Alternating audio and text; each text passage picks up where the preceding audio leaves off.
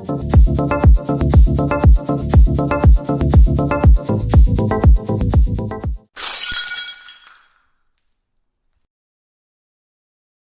that? What's the emergency? Hi.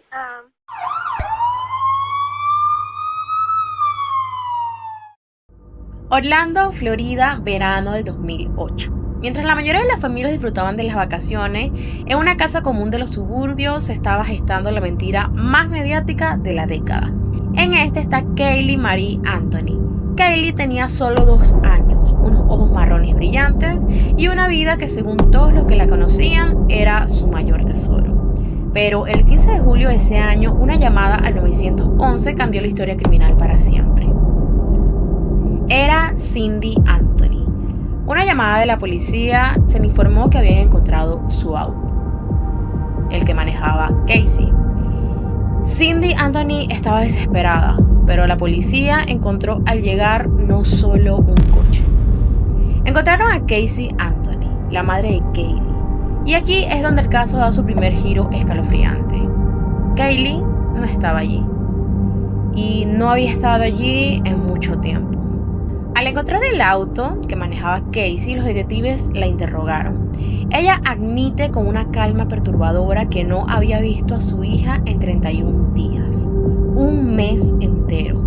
Su explicación, que una niñera llamada Zenaida Fernández, a quien ella llamaba Sunny, se la había llevado. Pero mientras los investigadores buscaban desesperadamente a una secuestradora, empezaron a rastrear qué había hecho Casey durante ese mes de ausencia de su hija, y lo que descubrieron dejó al mundo sin palabras. Mientras Kaylee estaba desaparecida, Casey no estaba llorando en su habitación. Las cámaras y los testimonios la situaban en fiestas nocturnas, participando en concursos de cuerpo caliente en clubes sociales, un salón de tatuajes donde se grabó en la piel "La vida es bella", apenas 2 semanas después de su desaparición. Y también que estaba viviendo con algún novio, comportándose como si fuera un adolescente sin ninguna responsabilidad. Es importante recalcar de que Casey tenía 22 años cuando desapareció su hija. La policía decidió seguir la pista de la supuesta niñera. Casey los llevó hasta un complejo de apartamentos, señalando una puerta específica, pero al tocar, la realidad golpeó de frente. El apartamento estaba vacío. No había rastros de Sunny, la niñera. De hecho, la policía descubrió de que la tal Sunny era un fantasma, un invento de Casey para ganar tiempo. ¿Cómo puede una madre vivir una vida bella mientras su hija de 2 años está en un paradero desconocido? A este punto, la policía de Orlando ya no estaba buscando a una niñera que no existía. Buscaba a una asesina. Para la policía, las mentiras de Casey eran una señal de alerta. Pero para George Anthony, el abuelo de Kaylee y el exoficial de policía, la señal fue un olor. El 15 de julio, George fue a recoger el coche de su hija en un depósito de chatarra. Al abrir la puerta, el aire se volvió pesado. No era basura, no era comida podrida. George reconoció ese olor de inmediato. Era el olor de la muerte. El maletero de ese auto se convirtió en la pieza central de la evidencia física. Los investigadores llamaron al Dr. Albert Bass, un pionero en las investigaciones forenses. Por primera vez en un tribunal estadounidense se utilizó una técnica llamada análisis del espacio de cabeza para analizar el aire atrapado en el maletero. Se encontraron niveles extremadamente altos de cloroformo y compuestos químicos que solo se liberan durante la descomposición de un cuerpo humano. También había una mancha en la alfombra del maletero. Era una mancha de humedad. Aunque no se pudo extraer el ADN utilizable debido al calor de Florida, la forma de la mancha sugería que algo orgánico había estado ahí. Dentro de ese mismo maletero, los peritos encontraron un solo cabello. Al ponerlo bajo el microscopio, descubrieron algo escalofriante: una banda de descomposición cerca de la raíz. Esta banda oscura es una firma biológica que ocurre únicamente cuando un cabello permanece en un cuerpo después de que el corazón deje de latir. Las pruebas de ADN mitocondrial confirmaron que el cabello pertenecía a Kaylee o a alguien de su línea materna. Pero Kaylee era la única de la familia que estaba desaparecida. Mientras la ciencia hablaba en el laboratorio, Casey seguía actuando en la calle, fingiendo que trabajaba en los estudios Universal Studios, como si nada estaba pasando. Pero le confesó a la policía que ella ya no trabajaba ahí, con la misma frialdad con la que mintió sobre la niñera. En este punto, la máscara de madre preocupada se había hecho añicos. Tenían olor, tenían el cabello y tenían a una mujer que mentía incluso cuando la verdad era evidente. Solo faltaba una cosa para cerrar el caso: un cuerpo. Durante meses, la comunidad de Orlando mantuvo la esperanza de encontrar a Kaylee con vida, pero la verdad estaba mucho más cerca de lo que todos imaginaban. A menos de 1 kilómetro de la casa de la familia Anthony se extendía una zona boscosa y pantanosa. Curiosamente, este lugar ya había sido señalado. Un recolector de basura llamado Roy Crone llamó a la policía en agosto del 2008 informando sobre un objeto sospechoso en la maleza. Sin embargo, debido a las inundaciones de la temporada y una inspección superficial, el reporte quedó en el olvido, hasta que en diciembre decidieron investigar. La fecha que nadie quería que llegara. Roy Crone regresó al lugar y al acercarse a la bolsa de basura medio sumergida, utilizó un palo para moverla. Lo que vio lo dejó paralizado: un cráneo. La escena era un rompecabezas de horror. Los restos de Kaylee estaban dentro de una bolsa de basura negra, que a su vez estaba dentro de una bolsa de lavandería de lona blanca. Junto a los huesos se encontraron una manta rosa y los restos de ropa coincidían con las pertenencias de la niña. El hallazgo fue tan cerca de la casa de Casey que los investigadores podían ver el techo de su hogar desde el lugar del crimen. Cuando los antropólogos forenses examinaron el cráneo, encontraron el detalle que se convertiría en la imagen más infame del juicio: la cinta adhesiva. Aún quedaban restos de cinta pegajosa en la zona de la mandíbula. La fiscalía asumió que nadie le pone cinta adhesiva a un niño por accidente. Sugería una muerte por asfixia, planificada y cruel. Sin embargo, debido a que el cuerpo había estado expuesto a los elementos y a la fauna local durante casi 6 meses, el tejido blando había desaparecido. Si te interesan los casos reales contados con detalle, suscríbete a este canal porque aquí siempre encontrarás nuevas historias cada semana. Casey Anthony. Para algunos es el rostro de la injusticia, para otros una mujer atrapada en una red de traumas. Pero para entender qué pasó con la pequeña Kaylee, no debemos empezar por su muerte, sino por la arquitectura de mentiras en la que nació.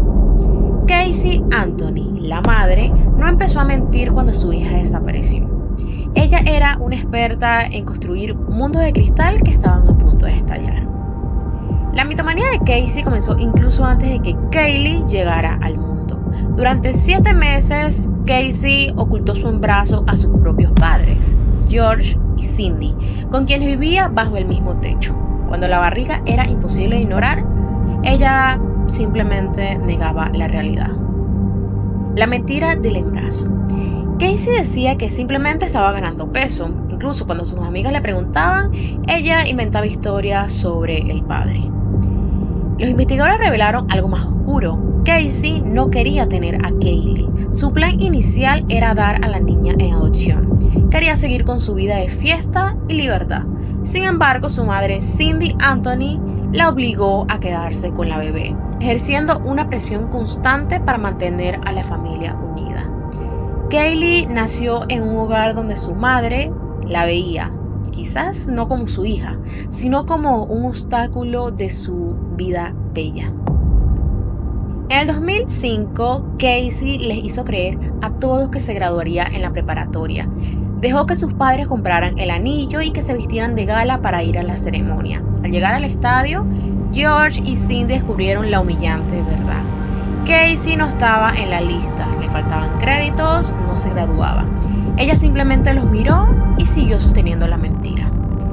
También durante años, Casey salía de casa cada mañana afirmando que era una ejecutiva de Universal Studios. Les contaba anécdotas de su oficina y de sus jefes. En realidad, ella no tenía empleo.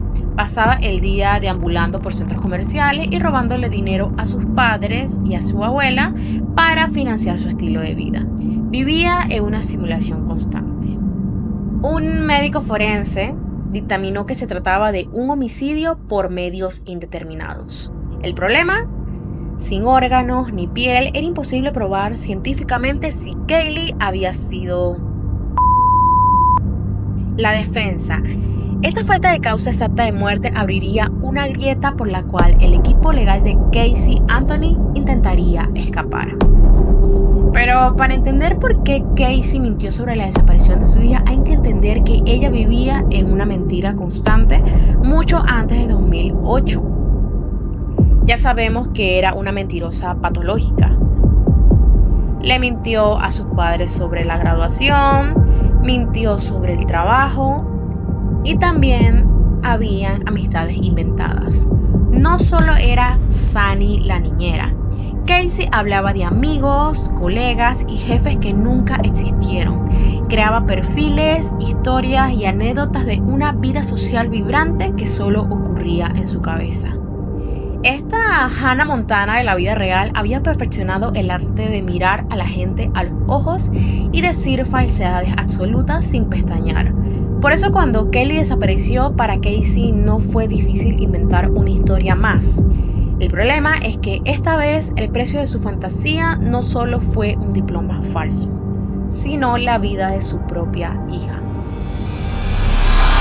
Con el hallazgo de los cuerpos, el circo mediático se intensificó.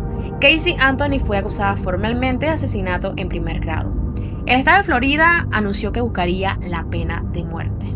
El escenario estaba listo para uno de los juicios más explosivos en la historia de los Estados Unidos, donde la estrategia de la defensa dejaría al mundo en shock.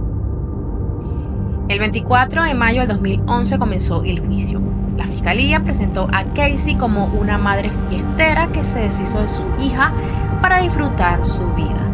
Todos esperaban que la defensa negara las mentiras de Casey, pero José Báez, un abogado entonces poco conocido, decidió hacer algo mucho más arriesgado. Admitió que casi todo lo que Casey había dicho era falso, pero por una razón que nadie vio a venir. En su alegato inicial, Báez soltó la bomba que cambiaría el rumbo del juicio. Kaylee nunca fue secuestrada. Según la defensa, la niña se había ahogado accidentalmente en la piscina de la familia el 16 de junio del 2008. Báez argumentó que Casey entró en pánico absoluto al encontrar a su hija muerta y que en lugar de llamar a la policía, su instinto fue ocultar la evidencia. Pero no lo hizo sola. La defensa señaló directamente al hombre sentado en la galería, George Anthony, el abuelo de Kaylee. Báez afirmó que George encontró el cuerpo de la niña en la piscina, reprendió a Casey y luego utilizó sus conocimientos como ex policía para ayudar a deshacerse del cuerpo y encubrir el accidente. Pero el golpe más oscuro estaba por venir, para explicar por qué Casey era una mentirosa patológica y por qué no reaccionó como una madre normal. Báez alegó que ella había sido víctima por parte de su padre desde los 8 años. Según la defensa, este trauma le entrenó para ocultar su dolor a través de la mentira y la negación. La tensión en la sala era insoportable. Cuando George Anthony subió al estrado vestido con traje y visiblemente afectado, George negó cada una de las acusaciones. A pesar de sus negativas, la semilla de la duda era razonable, ya que estaba plantada. El jurado no tenía que creer que George era un abusador. Solo tenían que dudar de que la versión de la fiscalía, el asesinato a sangre fría, fuera la única explicación posible. El público estaba indignado, pero legalmente la defensa había logrado lo imposible: transformar a la principal sospechosa en una víctima de su entorno. Sin embargo, todavía quedaba la evidencia digital. Y en este caso hubo un error técnico que pudo haberlo cambiado todo. En un caso sin testigos directos ni causa de muerte clara, la computadora de la familia Anthony se convirtió en una de las ventanas a la mente del sospechoso. Los peritos informáticos del estado rastrearon el historial de la búsqueda y lo que encontraron parecía ser un plano de un asesinato. Meses antes de la desaparición de Kaylee, alguien en esa casa buscó términos inquietantes como cloroformo, balas y trauma craneal. La fiscalía tenía una teoría clara. Casey había investigado cómo incapacitar a su hija. Según su argumento, Casey fabricó cloroformo casero para dormir a Kaylee y poder salir de fiesta sin ataduras. Pero, según la dosis, resultó fatal. El término cloroformo fue buscado 84 veces. Sin embargo, la defensa contraatacó con una explicación doméstica. Cindy, la abuela, testificó que ella había hecho esas búsquedas por error mientras buscaba clorofila para sus plantas. Aunque los registros mostraban que las búsquedas se hicieron cuando Cindy estaba en el trabajo, el testimonio sembró la duda necesaria.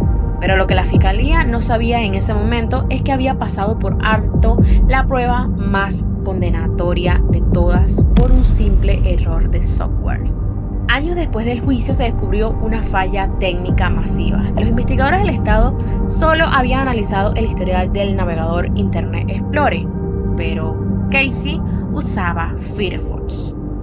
El 16 de junio del 2008, el día que la defensa sostiene que Kaylee se ahogó accidentalmente, alguien en la casa entró a Firefox a las 2:51 p.m. y la búsqueda fue a prueba de tontos. Inmediatamente después, el usuario accedió a una página que explicaba cómo asfixiarse utilizando una bolsa de basura y cinta adhesiva. Este registro coincidía exactamente con la forma en la que se encontraron los restos de Kaylee. Si la fiscalía hubiera presentado esto en un juicio, la teoría del accidente en la piscina habría quedado totalmente destruida. Con la ciencia forense del aire cuestionada, las búsquedas de cloroformo atribuidas a la abuela y la prueba definitiva de Firefox oculta en un disco duro, el caso de la fiscalía empezó a desmoronarse. El jurado ahora tenía que decidir: ¿fue Casey una madre negligente atrapada en un accidente o una asesina que planeó cada paso en la oscuridad de su habitación? La respuesta llegaría en julio del 2011 y el veredicto dejaría una cicatriz permanente en la justicia estadounidense. Después de 33 días de testimonio, 400 piezas de evidencia y un país entero pegado a la pantalla, el destino de Casey Anthony quedó en manos de 12 ciudadanos. La mayoría de los expertos legales predijeron una deliberación de varios días dado a la complejidad del caso, pero el jurado necesitó poco menos de 11 horas. Eran las 2:15 de la tarde del 5 de julio del 2011. El secretario del tribunal comenzó a leer: asesinato en primer grado, no culpable.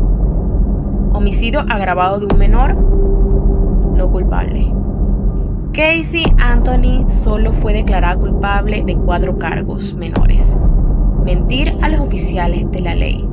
Mientras Casey lloraba y abrazaba a José Báez afuera del tribunal, la multitud estalló en gritos de indignación. En las redes sociales y los medios de comunicación, el veredicto fue comparado con el de O.J. Simpson. Para el público no había duda de su culpabilidad, pero para la ley no habían pruebas suficientes.